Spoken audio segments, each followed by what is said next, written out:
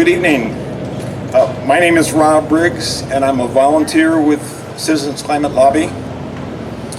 Citizens Climate Lobby is a rapidly growing, nonpartisan national grassroots organization whose mission is enactment of effective public policy to address global warming.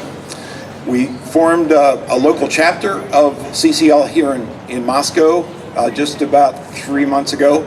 It was the first chapter in Moscow. There are chapters forming currently in Boise and one in Salmon, and there's also one starting up in Spokane. Citizens Climate Lobby works by building positive and respectful relationships with members of Congress. In addition, we work to educate the public, to build support for effective policy to address global warming. Well, probably most of the people here recognize that the Earth is warming, that humans are responsible, and that we have options to deal with that. And also that upwards of 97% of climate scientists agree with that information. Probably fewer of you are aware that an equally lopsided percentage of economists agree on the solution, and that is to put a price on carbon. CCL has a very specific legislative agenda, which is to put a gradually rising price on carbon emissions that would be paid by some of the very large companies that bring carbon into the economy, and 100% of the proceeds from those fees would be returned to the American people on an equal per capita basis. Now that would allow for a rapid transition away from fossil fuels to carbon-free energy, and do so in a way that was not done on the backs of those people least able to pay for the transition. So the logic behind this is really quite simple. When the price of something goes up, people tend to use less of it. We know that this will work.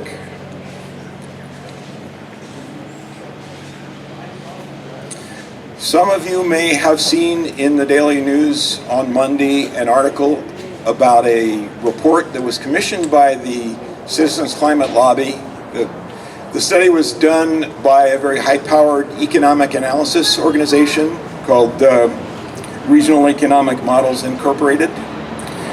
Now we've been told for decades that if we put a price on carbon, it will destroy the economy.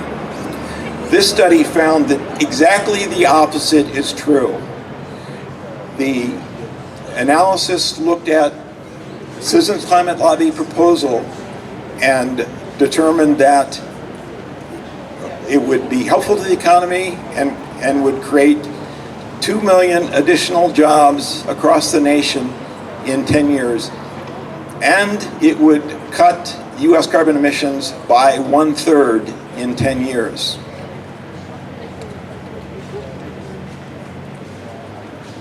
If you dig more deeply into the results in the REMI study, you find that states like Washington and Idaho that have basically no carbon fuel production, no coal, oil, or natural gas, are the states that most benefit by this legislation.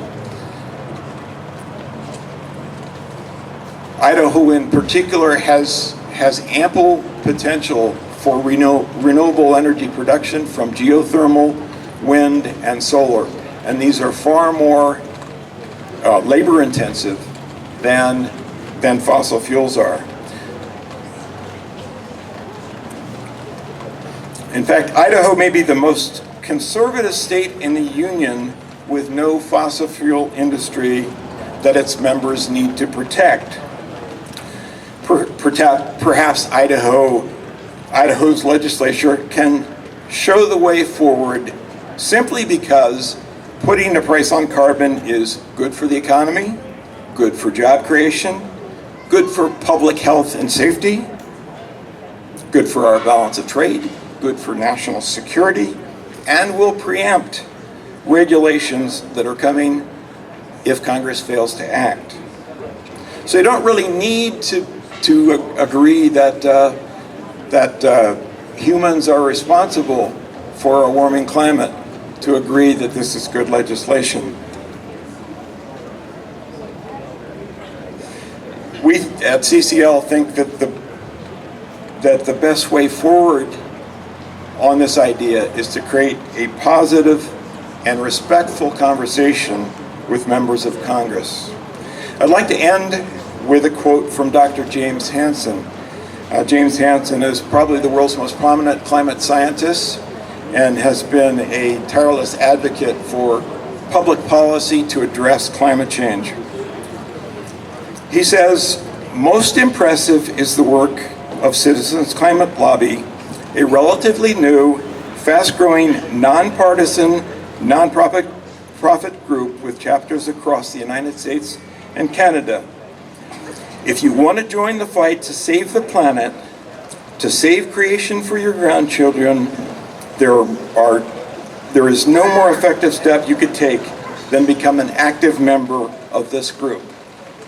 If anyone is interested in learning more about Citizens Climate, please see me.